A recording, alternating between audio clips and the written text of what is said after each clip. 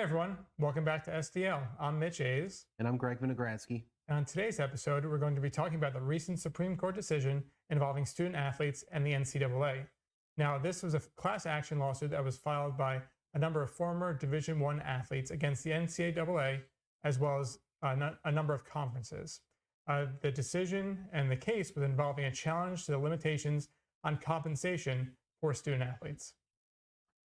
Now, this case focused on an analysis of the Sherman Act, which is a federal law that's been around for hundreds of years that deals with unreasonable restraint of trade and commerce and interstate commerce.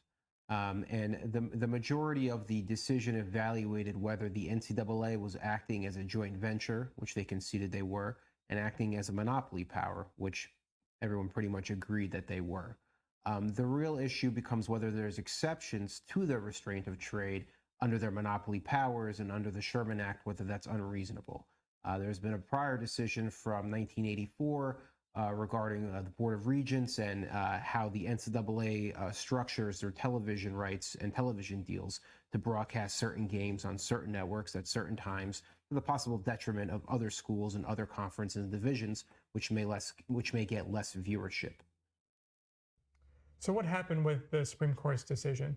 While not exhaustive, the Supreme Court was focusing on whether or not there were restrictions on pro-competitive behavior and whether or not there was a power to restrain and any type of alternative arguments that the student athletes had.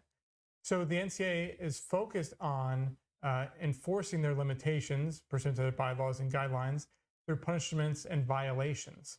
Now, what the Supreme Court focused on was whether or not education-related expenses that student athletes can accrue are subject to these violations and could be subject to potential violations.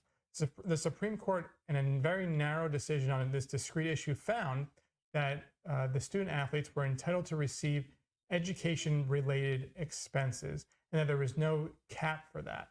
So they were able to receive additional vocational and further graduate educational expenses. So ultimately, what does this decision mean for NCAA and student athletes everywhere?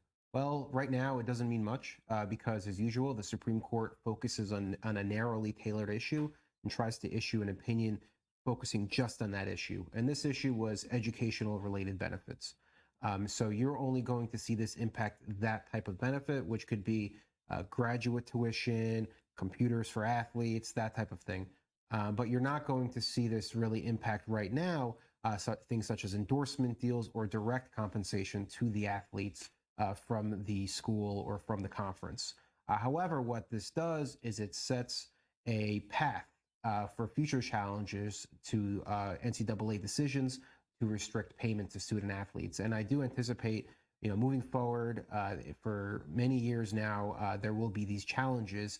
And if it goes like this, then you may see in our lifetime student athletes be paid in many ways, including their name, their likeness, being able to profit from that directly. Thanks for tuning in. Make sure to check us out on all of our social media platforms. Until next time, take care.